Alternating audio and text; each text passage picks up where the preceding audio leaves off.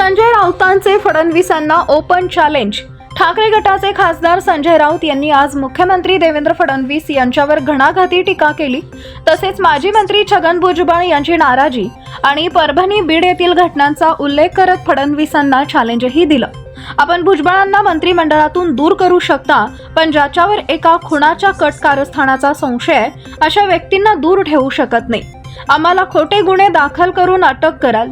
देवेंद्रजी, तुमच्यात हिम्मत असेल तर बीडमधील खऱ्या आरोपींना पकडून दाखवा, असं आवाहन राऊतांनी दिलंय। राऊत पुढे म्हणाले, या देशामध्ये विरोधी पक्षानं, जनतेनं, नागरिकांनी काय करावं, कुठं जावं, काय बोलावं, काय खावं, कोणत्या भूमिका मांडाव्यात हे पंतप्रधान नरेंद्र मोदी, अमित शहा, फडणवीस ठरवणार का? या देशात लोकशाही आहे। महाराष्ट्राची परिस्थिती बिहारपेक्षा गंभीर आहे हे फडणवीस यांनी समजून घ्यावं। मिस्टर फडणवीस, बीड आणि परभणी संदर्भात ज्यांच्यावर लोकांचा संशय आहे, रोष आहे, अशी लोक आपल्या मंत्रिमंडळात आहेत। आपण त्यांना घेतलंय, न्यायाची गोष्टी करत आहात। स्वतः एकदा बीडला जा। गृहमंत्री म्हणून गेलात का एकदा बीडला? असा सवाल राऊत यांनी उपस्थित केला।